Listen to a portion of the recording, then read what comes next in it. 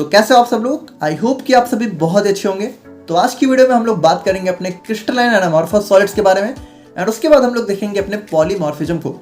तो आज की वीडियो में हमारा जो यूनिट 2 है उसका पहला चैप्टर यहाँ पे पूरी तरीके से खत्म हो जाता है और फिर हमारा एक छोटा सा वीडियो और है जो कि प्रोबेबली आप लोग को कल सुबह देखने को मिल जाएगा, जिसके बाद हमारी यूनिट 2 पूरी तरीके से कंप्लीट हो जाएगी। तो आप लोग कॉपी और पेन लेके बैठ जाइए और हम लोग अपना आज का वीडियो स्टार्ट करते हैं। तो बात करें हम लोग यहाँ पे सॉलिड्स के बारे में, तो इसका बेसिक इंट्रोडक्शन हम लोग फर्स्ट वीडियो में ऑलरेडी देख चुके हैं। बाकी अगर हम लोग इसकी कुछ प्रॉपर्टीज की बात करें तो हमारे सॉलिड वो सब्सटेंस होते हैं जिनका शेप, साइज और वॉल्यूम यहाँ पे फिक्स होता है। जैसे अगर आप इस पेन को लें तो इस पेन का जो साइज है वो भी फिक्स है, शेप भी फिक्स है और इसका वॉल्यूम भी फिक्स है, ठीक है। और इनके बीच में यहाँ पे बहुत ही स्ट्रॉन्ग इंटरमॉलिक्यूलर फोर्सेज होते हैं, क्योंकि जो हमारे सॉलिड के अंदर मॉलिक्यूल्स होते हैं वो बहुत करीब करीब होते हैं और जनरली इनकम्प्रेसिबल, यानी कि इनको यहाँ पे दबाया वगैरह नहीं जा सकता है, कंप्रेस वगैरह नहीं होते, ठीक है। अब हम लोग यहाँ पे मेजर टॉपिक के बारे में बात करते हैं जिसके बारे में हमें जानना है आज की वीडियो में, जो कि हमारे यहाँ पे टाइप्स ऑफ सॉलिड्स। तो देखो सॉलिड्स को हम लोग यहाँ पे दो कैटेगरी में डिवाइड कर सकते हैं। पहला हो गया क्रिस्टलाइन सॉलिड्स, दूसरा हो गया हमारे यहाँ पे एमॉर्फस सॉलिड्स। तो इन दोनों को हम लोग यहाँ पे बहुत डिटेल में और इन दोनों के बीच में जो भी डिफरेंस है उसको भी देखेंगे और ये क्वेश्चन भी हमारा बहुत ज़्यादा इंपॉर्टेंट हो जाता है, एग्जाम में आप लोग को अक्सर देखने को मिल जाता है। तो बात करें हम लोग यहाँ पे क्रिस्टलाइन सॉलिड्स के बारे में, तो देखो ये हमारे ऐसे सॉलिड्स होते हैं जो कि क्या शो करते हैं, highly ordered arrangement of their particles. यानी देखो बहुत ही सिंपल सी बात है कि जैसे जो हमारे सॉलिड्स के अंदर जो भी एटम्स होते हैं या फिर जो भी आयंस मॉलिक्यूल्स जो भी हैं वो बहुत ही एक ऑर्डर्ड वे में रहते हैं इन माइक्रोस्कोपिक स्ट्रक्चर, यानी कि जब हम लोग उसको माइक्रोस्कोप में देखते हैं, क्योंकि आपको पता है कि इन सारी चीज़ों को नॉर्मल आई से देखना तो पॉसिबल नहीं है। तो जो हमारे क्रिस्टलाइन सॉलिड्स हैं जब उनका हम लोग माइक्रोस्कोपिक स्ट्रक्चर देखते हैं तो बहुत ही एक ऑर्डर्ड अरेंजमेंट हमें देखने को मिलता है। जैसे अगर आप लोग इस फिगर में देखो तो मान लो कोई हमारा सॉलिड है, ठीक है, जो कि दो चीज़ों से मिलकर बना है, जिसके अंदर दो कह सकते हो अलग अलग टाइप के मॉलिक्यूल्स हैं। तो इनका ना बहुत ही ऑर्डर्ड अरेंजमेंट होगा। जैसे अगर आप इसमें देखो तो एक ब्लैक फिर एक ब्लू फिर एक ब्लैक फिर एक ब्लू, मतलब इस ब्लैक ब्लू से आप ऐसे समझो कि दो अलग अलग मॉलिक्यूल्स हैं। तो देखो ये कितना ऑर्डर है, मतलब यहाँ पे देखो यहाँ से चले चाहे यहाँ से चलो चाहे ऊपर से नीचे चलो, तो देखो black blue black blue black blue black blue, मतलब काफ़ी एक ऑर्डर्ड अरेंजमेंट देखने को मिलता है। इनके अंदर काफ़ी ज़्यादा एक सिमेट्री होती है। They are also referred as true solids, और इनको हम लोग यहाँ पे ट्रू सॉलिड्स के नाम से भी जानते हैं। यानी जो एक्चुअल में सॉलिड्स की जितनी प्रॉपर्टी होती हैं वो हमारे क्रिस्टलाइन सॉलिड्स ही शो करते हैं। अभी हम लोग यहाँ पे क्रिस्टलाइन और एमॉर्फस के बीच में बहुत डिटेल में यहाँ पे डिफरेंस देखेंगे, तब आप लोग को सारे पॉइंट्स ज़्यादा अच्छे से क्लियर हो जाएंगे। बाकी अगर हम लोग यहाँ पे इसके एग्जाम्पल्स की बात करें तो जैसे हमारा सॉल्ट हो गया, आयरन हो गया, गोल्ड हो गए, ये सारे हमारे यहाँ पे क्रिस्टलाइन सॉलिड्स के कुछ एग्जाम्पल्स होते हैं। अब देखो जो हमारा क्रिस्टलाइन सॉलिड्स है तो इसको भी हम लोग यहाँ पे फर्दर कुछ पार्ट्स में डिवाइड कर सकते हैं। जैसे कि ये जो हमारे क्रिस्टलाइन सॉलिड्स हैं ये भी हमारे 4 टाइप के होते हैं। जैसे पहला हो गया आयनिक सॉलिड्स, फिर हो गया मेटालिक, फिर हो गया कोवैलेंट, फिर हो गया मॉलिक्यूलर। अब देखो इतना डिटेल में हमें पढ़ना नहीं है, तो आप बस इसका नाम याद कर लो, उतना सफिशिएंट है। बाकी देखो इनके अगर थोड़ी सी प्रॉपर्टी की बात करें तो आयनिक सॉलिड्स के बीच में क्या होता है, आयनिक इनका नाम क्यों पड़ा है, क्योंकि इनके बीच में हमारे होते हैं आयनिक बॉन्ड्स, ठीक है। और मेटालिक के बीच में हमारे क्या होते हैं, जो कि मेटल से बनते हैं और मेटालिक बॉन्ड होता है। और कोवैलेंट का मतलब यहाँ पे कोवैलेंट बॉन्ड्स होता है। और मॉलिक्यूलर सॉलिड्स यानी कि जो थोड़ा सा मॉलिक्यूल्स वगैरह से बने होते हैं। तो यहाँ पे ये सारे हमारे जो है क्रिस्टलाइन सॉलिड्स के टाइप्स होते हैं। अब हम लोग यहाँ पे बात करते हैं अपने एमॉर्फस सॉलिड्स के बारे में, ठीक है। तो एमॉर्फस, तो देखो एक हो गया हमारा क्रिस्टलाइन, दूसरा हो गया एमॉर्फस। तो एमॉर्फस में क्या होता है, the solids in which the particles are not arranged in any specific order are known as amorphous solids. देखो बिल्कुल यहाँ पे उल्टा है। क्रिस्टलाइन में क्या हो रहा था, बहुत हाईली ऑर्डर्ड अरेंजमेंट था। तो क्रिस्टलाइन एमॉर्फस में क्या होगा, इनमें ना अरेंजमेंट काफ़ी उल्टा सीधा सा होता है। जैसे अगर आप लोग देखो तो यहाँ पे जैसे अगर हम लोग इधर से चलें, ठीक है, तो आप लोग देखो तो एक ब्लैक है फिर दो ब्लू आ जा रहे हैं, ठीक है। या फिर इधर से चलो तो एक ब्लैक फिर मतलब एक ब्लू दो ब्लू, मतलब यहाँ पे कोई ऑर्डर्ड अरेंजमेंट नहीं होता है, कुछ भी किसी के बाद आ सकता है, ठीक है। और यहाँ पे काफ़ी एक, जैसे अगर आप लोग बुक में देखोगे तो आप लोगों को कुछ इस टाइप का फिगर भी देखने को मिलता है। जैसे ये हमारा हो गया क्रिस्टलाइन सॉलिड, ठीक है, तो इसके बीच में अरेंजमेंट ना बहुत अच्छा सा मतलब ऐसे दिखता है कि हमारे सारे जो है अरेंजमेंट एकदम ऑर्डर में लगे हुए हैं, ठीक है। और ये हमारा, तो ये हमारा क्रिस्टलाइन सॉलिड्स है जहाँ पे बिल्कुल ऑर्डर्ड है। और वहीं पे अगर हम लोग एमॉर्फस को देखें तो एमॉर्फस में क्या है कि बहुत ही अनऑर्डर, जैसे कुछ हमारे बड़े भी हो गए, कुछ हमारे छोटे भी हो गए, फिर कुछ हमारे बड़े, फिर कुछ छोटे, है ना। तो इस टाइप से काफ़ी एक मतलब अनऑर्डर हमें देखने को मिलता है, ठीक है। तो ये हो गया हमारा कुछ एमॉर्फस टाइप का माहौल। अब अगर हम लोग इसके एग्जाम्पल की बात करें, अच्छा यहाँ पे इनको हम लोग सूडो सॉलिड्स या फिर सुपर कूल्ड लिक्विड्स के नाम से भी जानते हैं। तो सूडो का मतलब क्या होता है, देखो सूडो का मतलब होता है, कह सकते हो कि लोकल फेक, ठीक है, मतलब सेम दिखता तो है लेकिन होता नहीं है। जैसे कि ये सॉलिड्स होते तो हैं बट एकदम सॉलिड की जितनी प्रॉपर्टी होती हैं वो सारी ये थोड़ी थोड़ी कम शो करते हैं। जैसे अभी इनका हम लोग डिफरेंस देखेंगे तब आप लोग को क्लियर हो जाएगा। तो एक बेसिक इंट्रोडक्शन तो आप लोग समझ ही गए। अब हम लोग यहाँ पे इनके डिफरेंस के बारे में बात करते हैं ताकि आप लोग को सारी चीज़ें ज़्यादा अच्छे से क्लियर हों। और देखो ये एक बहुत इंपॉर्टेंट टॉपिक है, बहुत ज़्यादा, और एग्जाम में जो है 1-2 बार आपका ये 10 मार्क्स में भी आया हुआ है, ठीक है, और 5 और 7 मार्क्स में तो आता ही रहता है। तो थोड़ा सा ध्यान से समझना हर एक चीज़ को। देखो यहाँ पे पहला डिफरेंस क्या है कि क्रिस्टलाइन में हमारा रेगुलर अरेंजमेंट होता है और एमॉर्फस में क्या होता है, इररेगुलर अरेंजमेंट। तो ये चीज़ें तो हम लोगों ने देखी ली कि यहाँ पे हमारा बहुत ही रेगुलर होता है, यहाँ पे इररेगुलर, ठीक है। अच्छा यहाँ पे देखो क्या होता है, यहाँ पे एक बहुत ही लॉन्ग ऑर्डर अरेंजमेंट देखने को मिलता है और यहाँ पे क्या होता है, शॉर्ट ऑर्डर अरेंजमेंट। अब ये चीज़ समझना, जैसे लॉन्ग ऑर्डर शॉर्ट ऑर्डर से क्या मतलब है कि यहाँ पे देखो एक ही जैसा अरेंजमेंट है और ये ऐसा नहीं है, मतलब ये हमारे पूरे सॉलिड के अंदर ऐसा ही होता है, मतलब ये काफ़ी लॉन्ग ऑर्डर तक एकदम सेम वे में अरेंज रहते हैं। जबकि अगर एमॉर्फस की बात करें तो मान लो अगर इनके अंदर थोड़ा सा स्टार्टिंग में ऑर्डर देखने को मिल भी रहा है, जैसे अगर मान लो हम लोग यहाँ पे देखें तो स्टार्टिंग में देखो थोड़ा सा एक ऑर्डर जा रहा है, ठीक है, लेकिन बाद में फिर एकदम अनऑर्डर हो गया। तो इनके अंदर ना बहुत ही शॉर्ट रेंज में ऑर्डर होता है। अगर थोड़ा बहुत ऑर्डर है भी तो वो बहुत ही शॉर्ट रेंज में होगा। और इनके अंदर क्या होता है, ये तो पूरे ऑर्डर्ड वे में होते हैं और बहुत लॉन्ग रेंज तक होता है। और इनको हम लोग यहाँ पे ट्रू सॉलिड्स बोलते हैं और इनको हम लोग यहाँ पे सूडो सॉलिड्स या फिर सुपर कूल्ड लिक्विड्स बोलते हैं। क्योंकि यहाँ पे अभी आप लोगों को पता चलेगा हम लोग क्यों ट्रू सॉलिड्स बोलते हैं, क्यों सूडो बोलते हैं। देखो अब आप लोग बाकी प्रॉपर्टीज पे ध्यान दो एकदम अच्छे से। तो यहाँ पे अगर आप लोग देखो तो इनके अंदर जो हमारे क्रिस्टलाइन होते हैं इनके अंदर क्या होता है, हमारा शार्प मेल्टिंग पॉइंट, और इनके अंदर क्या होता है, long range of melting point. देखो इस पॉइंट को समझना। देखो शार्प मेल्टिंग पॉइंट का मतलब क्या है कि मान लो जैसे ये हमारा क्या है, ये हमारा एक क्रिस्टलाइन सॉलिड है, ठीक है। तो यहाँ पे शार्प का मतलब ये है कि मान लो अगर इस क्रिस्टलाइन सॉलिड का, ठीक है, मेल्टिंग पॉइंट अगर मान लो जो है हमें पता होता है ना, जैसे हर सॉलिड का कुछ अलग मेल्टिंग पॉइंट होता है। मान लो ये हमारा कोई सॉलिड है और इसका मेल्टिंग पॉइंट मान लो हम लोग मानते हैं कि 150 डिग्री सेल्सियस है, ठीक है। यानी अगर हम लोगों ने इसको 150 डिग्री सेल्सियस की हीट दी तो ये यहाँ पे कह सकते हो कि मेल्ट हो जाएगा। और यहाँ पे मान लेते हैं ये हमारा एक एमॉर्फस सॉलिड है और इसकी यहाँ पे मेल्टिंग पॉइंट हम लोग मान लेते हैं कि चलो इसका मान लो 120 है, ठीक है। तो शार्प का मतलब क्या है, शार्प का मतलब ये है कि अगर इसका 150 है तो ज़्यादा से ज़्यादा हो सकता है कि 149 हो जाए या फिर 151 हो जाए, ठीक है, या फिर हो सकता है 148 या फिर हो सकता है 152। मतलब इसके मेल्टिंग पॉइंट में सिर्फ इतना डिफरेंस आ सकता है कि हो सकता है कि 149 या फिर हो सकता है 151, ठीक है, हो सकता है 150। मतलब जनरली ये अपने मेल्टिंग पॉइंट के बिल्कुल आसपास में ही पिघल जाते हैं, यानी काफ़ी शार्प रेंज होती है इनके अंदर।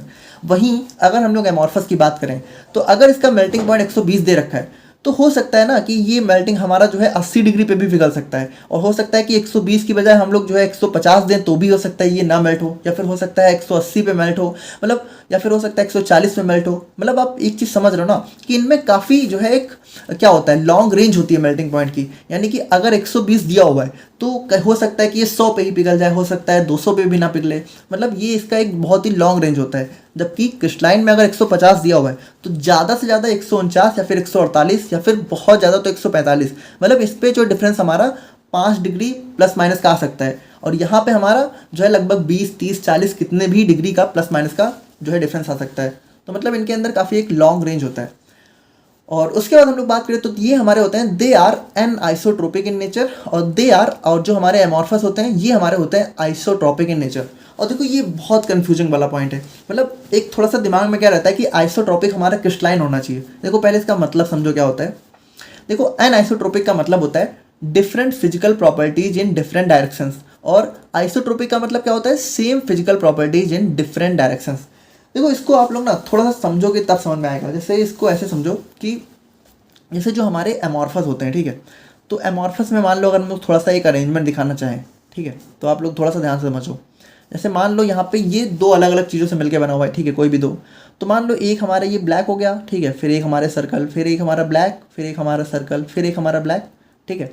तो ऑर्डर अरेंजमेंट यही है ना कि एक के बाद बिल्कुल ऑर्डर में है। अब नीचे चलो तो फिर हमारा ब्लैक है तो ये आएगा, फिर ब्लैक, ठीक है, फिर ये और फिर ये।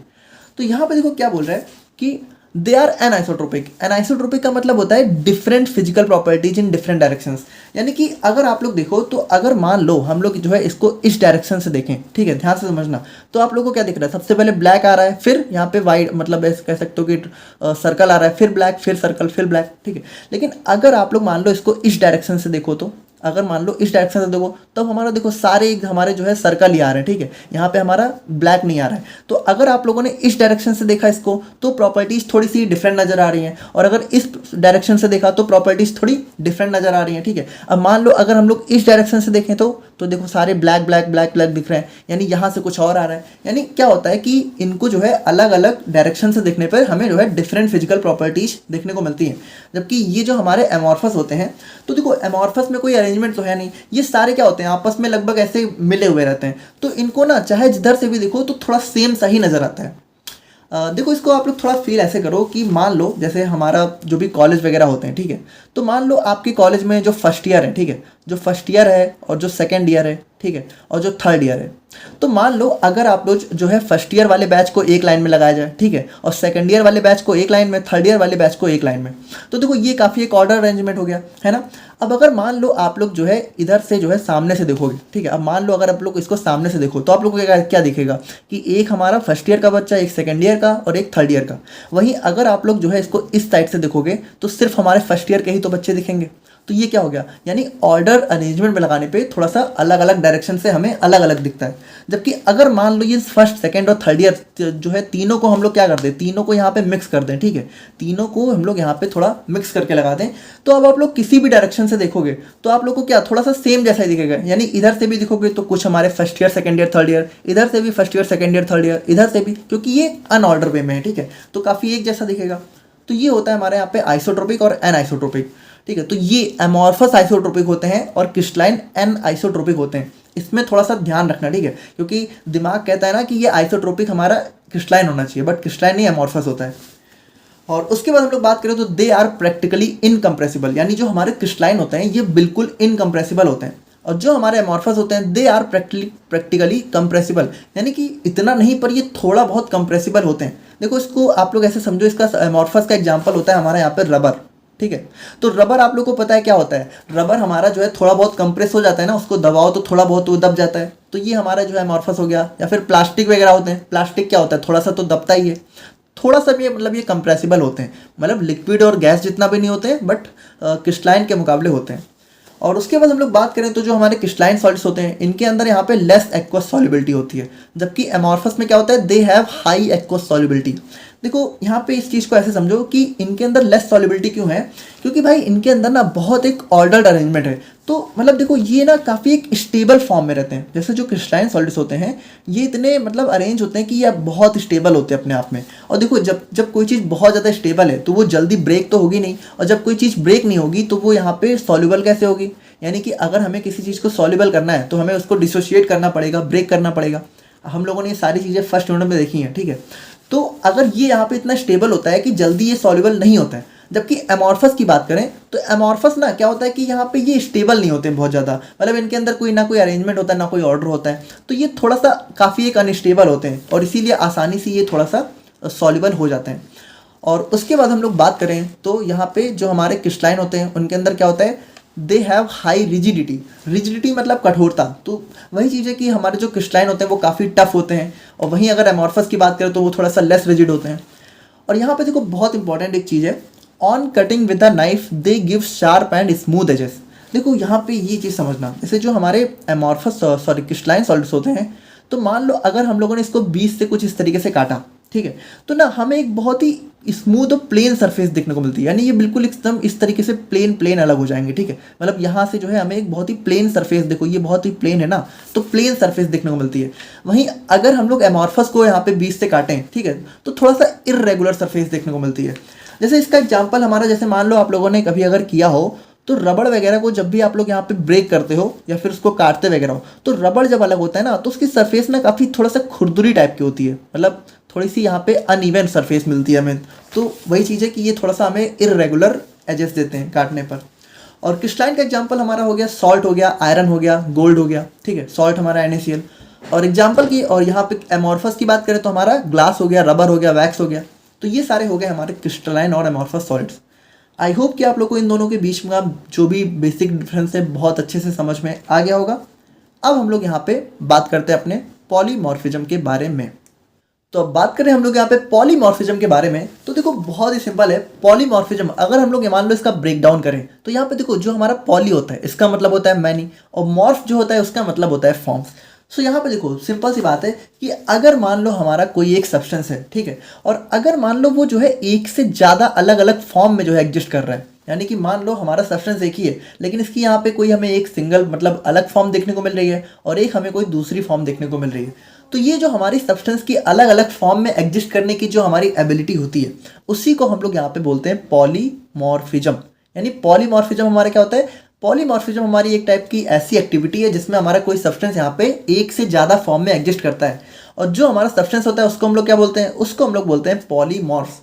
देखो बहुत ही सिंपल है, आपको पता है जैसे कोई भी इंसान वगैरह भी होता है, ठीक है, तो वो अलग अलग जगह पे बहुत ही अलग अलग रोल निभाता है, ठीक है। जैसे अगर आप लोग जो है कॉलेज में टीचर्स के सामने होते हो तो काफ़ी अलग होते हो, और अपने दोस्तों के ग्रुप में बीच में होते हो तो काफ़ी अलग तरीके से होते हो, ठीक है।